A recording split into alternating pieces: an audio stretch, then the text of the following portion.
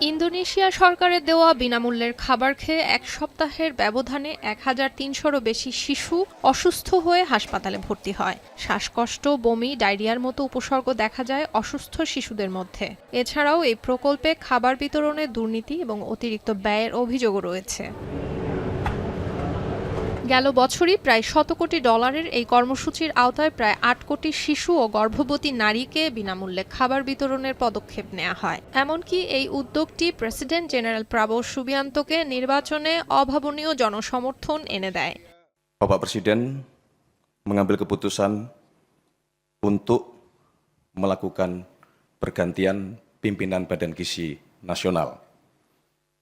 Yang pertama adalah Saudara Dadan Hindayana.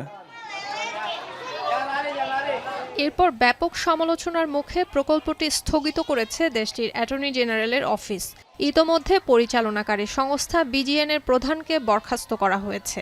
এছাড়া কর্মসূচিটি বন্ধ করার দাবিতে জাকার্তার প্রেসিডেন্ট ভবনের সামনে বিক্ষোভ করেছে অসংখ্য মানুষ।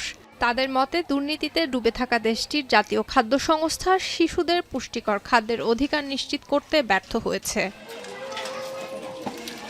জেনারেল প্রাবোwo সুবিয়ান্ত ২০২৪ সালে ইন্দোনেশিয়ার প্রেসিডেন্ট হিসেবে দায়িত্ব নেন। বিনামূল্যে পুষ্টিকর খাবার কর্মসূচিটি তার নির্বাচনী প্রচারণায় অন্যতম বড় প্রতিশ্রুতি ছিল। দায়িত্ব নেয়ার ১ বছরের মাথায় তিনি দেশের অভ্যন্তরে নানা রকম রাজনৈতিক সংকটের মুখে পড়েন।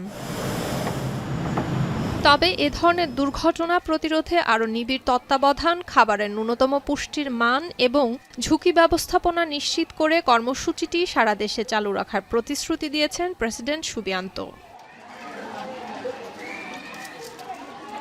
সুলতানা দিনা, এখন বিশ্ব।